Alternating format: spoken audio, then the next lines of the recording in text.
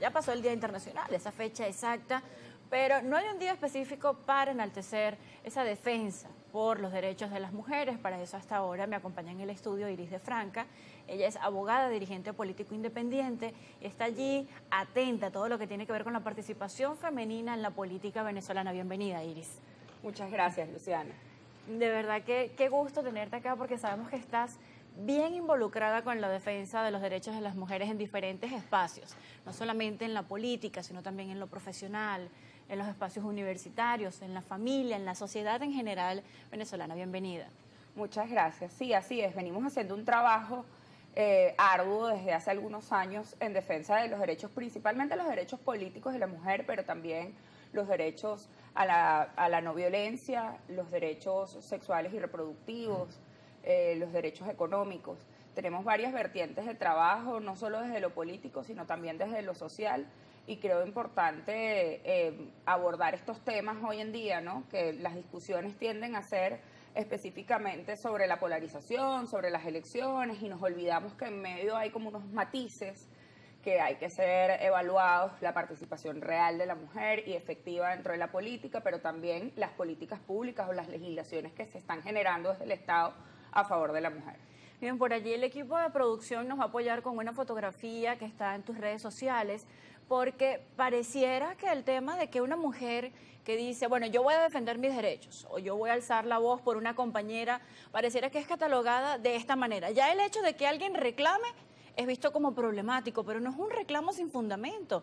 Hay espacios donde se vulneran los derechos de la mujer y hablemos de ese prejuicio de que hay de que quien alza la voz, entonces es visto de esta manera. Allí tenemos la imagen en pantalla. Así es. Esta fue una actividad que realizamos el 8 de mayo, acompañamos a unas compañeras de Vínculo Violeta, y la temática era, bueno, colocarte una palabra o una etiqueta que normalmente te dicen, y básicamente esta es la etiqueta de las mujeres políticas, ¿no? Las mujeres que hacemos política y que alzamos nuestra voz, por lo general tenemos la etiqueta de problemáticas, conflictivas, bueno, nadie las entiende, es que todo con ellas es un rollo, es que nadie las comprende. Y la verdad es que es una etiqueta. No es que las mujeres sean problemáticas, no es que las mujeres sean conflictivas, mucho menos las mujeres que hacen política, solo que no están dispuestas a quedarse calladas ante los abusos, no están dispuestas a quedarse calladas ante el atropello. E inclusive son mujeres que tienden a alzar la voz. Y la gente me pregunta, bueno, ¿por qué tienen que alzar la voz más de lo normal en política? Bueno, porque es un ambiente machificado, porque es un ambiente en donde el poder tiende a ser masculino y donde las mujeres se ven invisibilizadas. Tú ves a una reunión en donde hay 90% hombres y hay pocas mujeres, y cuán difícil es para las mujeres que hacen política pedir el derecho a palabra y que la verdad las escuchen su intervención completa y no las interrumpan. Fíjate que esta etiqueta existe en diferentes espacios porque dentro de la familia, la cuñada o la hermana que le dice, oye, pero reclama, pero exige, pide tu lugar, entonces es la cuñada problemática. Si estamos en el trabajo, entonces esa es la compañera problemática porque hace que los demás exijan sus derechos. Las mujeres exijan, por ejemplo, un salario igual o la misma oportunidad a un ascenso dentro de un trabajo. Entonces siempre está esa etiqueta de problemática. Por ejemplo, también hay otro prejuicio muy dado dentro del mundo de la política, que la mujer, bueno, es secretaria, la mujer es vocera, la mujer asiste, pero no tiene esos roles principales en muchísimos espacios. Y pareciera que esto no sucede en pleno 2025, por lo menos en Venezuela, pero sigue sucediendo y son anécdotas que tú compartes porque estás en esos espacios de forma más cercana. Mira, la verdad es que cuando tú te pones a revisar la realidad de la política venezolana tiene rostro hoy prácticamente masculino. De la totalidad de organizaciones políticas existentes, solo 3 organizaciones políticas de oposición están presididas por mujer y 2 del oficialismo. El PPT, Somos Venezuela, y en el caso de la oposición, 20, Encuentro Ciudadano y Primero Justicia. Pero el resto de las organizaciones políticas, y estamos hablando que son más de 56 organizaciones políticas, están presididas por hombres. Por ejemplo, aún con la herramienta de la paridad, nosotros hemos logrado solamente el 36% de representación dentro de la Asamblea Nacional en cargos principales, que es la representación actual, y el 42% si tomas en cuenta la representación de las suplentes. De todas de las gobernaciones del país, solo 2 gobernaciones están encabezadas por mujeres, del Tamacuro y Aragua. Es decir, la desproporción de la representación femenina en la política es muy grande. Pero cuando vas a las bases, más del 70% de las bases políticas son mujeres. ¿Qué pasa? Que las mujeres no escalan a la posición de poder. ¿Qué pasa? Bueno, yo creo que ahí hay,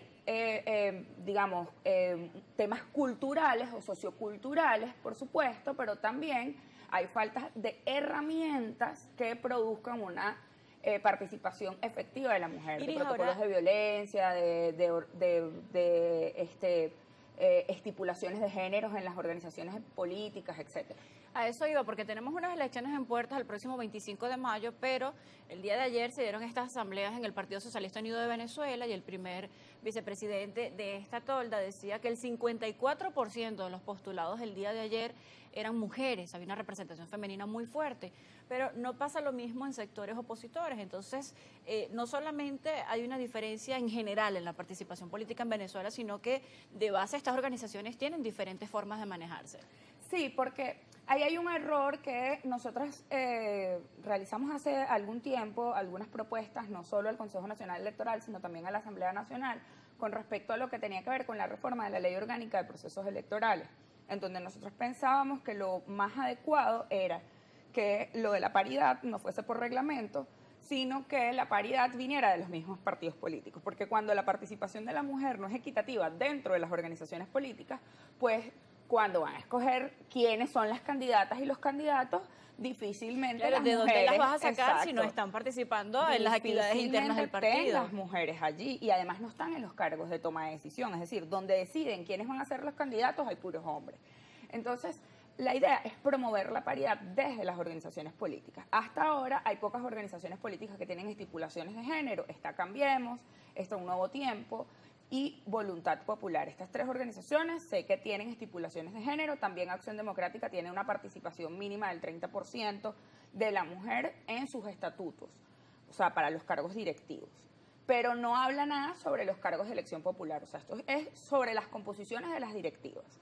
Dentro del oficialismo, a pesar de que no hay una estipulación de género, ellos tienen una resolución para la escogencia de candidatos en donde el 50% de sus candidatos son mujeres y el 50% de sus candidatos son jóvenes. Entonces hay un equilibrio allí.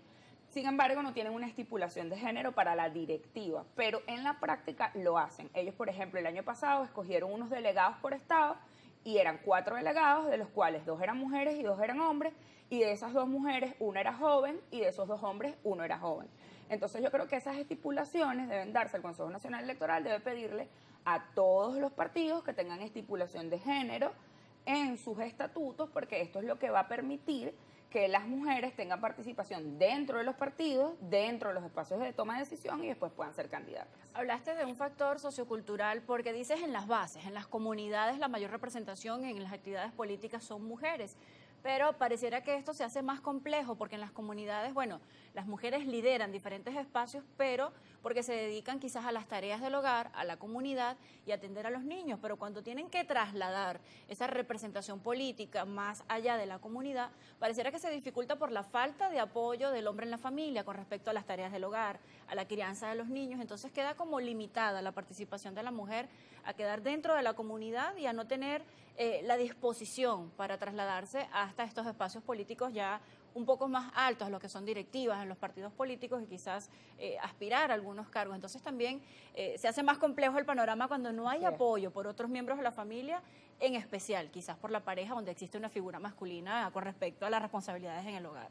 Mira, aquí las labores de cuidado en Venezuela son muy limitantes y además están feminizadas, es decir, la mujer ejerce prácticamente la totalidad de las labores de cuidado, no solo en el hogar, sino en la misma comunidad, porque el cuidado de la comunidad es una labor de cuidado, o sea, el cuidado de las plantas, el cuidado de los animales, incluso estas mujeres que se encargan de darle comida a los animales de la comunidad, eso es una labor de cuidado que además no es remunerada. Además es gratuita, o sea, son horas de tu tiempo que tú le das a la sociedad, a la comunidad, a tu hogar. Muchas veces las madres tienen 2, 3, 4 jornadas laborales encima porque tienen que salir de su casa. Fíjate, yo soy madre soltera, por ejemplo. Yo para venir acá hoy, yo tuve que dejar el desayuno hecho, el almuerzo hecho, etcétera, etcétera, etcétera, para poder venir hoy al programa. Esto lo hacen la mayoría de las mujeres en este país. Es decir, hacen una cantidad de actividades previas a salir de su hogar, luego van a trabajar, luego regresan. Y al llegar ayudan continúa la tarea titánica y ayudan del a hogar, los muchachos en las tareas, pero además también hacen oficio, pero además si están estudiando también tienen que estudiar. Entonces, estas labores de cuidado, por supuesto que cercenan la participación política de la mujer. Y yo creo que es importante que los partidos políticos tengan un poco de conciencia sobre eso y establezcan redes de apoyo para las mujeres. Y estas redes de apoyo pueden ir desde búsqueda de financiamiento para que las mujeres pues, puedan contratar a alguien que les cuide a los chamos, un transporte que le lleve a los chamos al colegio, etcétera, hasta ayuda dentro de compañeros o hasta campañas de sensibilización. Es decir, hay muchísimas cosas que se pueden hacer para sensibilizar y concientizar a la población sobre lo difícil que es para una mujer debido a las labores de cuidado estar en los mismos cargos. Cuando tú te vas de gira en política, los hombres agarran la maleta y se van. Las mujeres tienen que pensar con quién dejan a los hijos, quién riega las plantas, etcétera, para poder salir de gira. Entonces, estas cosas tienen que ser centro de discusión dentro de los partidos políticos. Y no solo dentro de los partidos políticos, el Estado, el gobierno debe discutir estos temas. Bueno, debemos hacer una pausa. Iris de Franca, dirigente político independiente. A los hombres televidentes que están allí en sintonía, no vayan a creer que estamos en su contra. Estamos hablando de la defensa de los derechos de las mujeres en ambientes políticos y en la sociedad venezolana. Ya venimos.